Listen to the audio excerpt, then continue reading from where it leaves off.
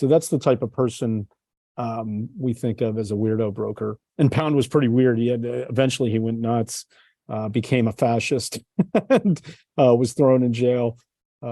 So maybe they're not always the moral exemplars, but it's interesting that these types of people are out there. Yeah, I think it's often said that the line between genius and insane is like people usually ride that Oh, and that pretty. madness, yeah. Yeah, there you go. Thank you. Um, I was I was thinking some of the other fringe benefits of doing it the peer method, because I believe Mm. in one of your talks or in one of your something you wrote about was that you don't do top down of like if it's organized by the institution, it's not something you go towards because it's usually not as Yeah, that's authentic. something. Yeah, we But noticed that on campus, right? If the administrators or the entrepreneurship center, it's always just so top down, adult yeah, supervised. It just doesn't draw the more interesting people to it.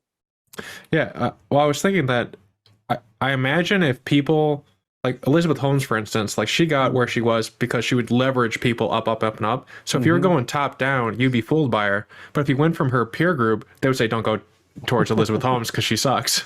So like I Yeah, think that also has that element of uh that's interesting. yeah, So they're it's seeing a little bit up. more. You can go up and across.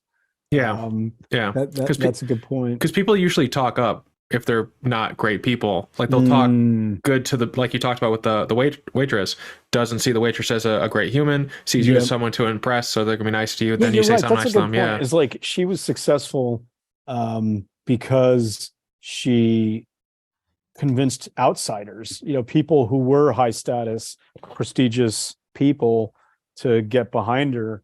But if you were an insider to that world, it's like she didn't have that support. She didn't have peers within, the blood testing community or anything Mhm. like that who would support her. Yeah. Instead, it was like old, eminent men like Henry Kissinger or someone who like she managed to convince. Mhm.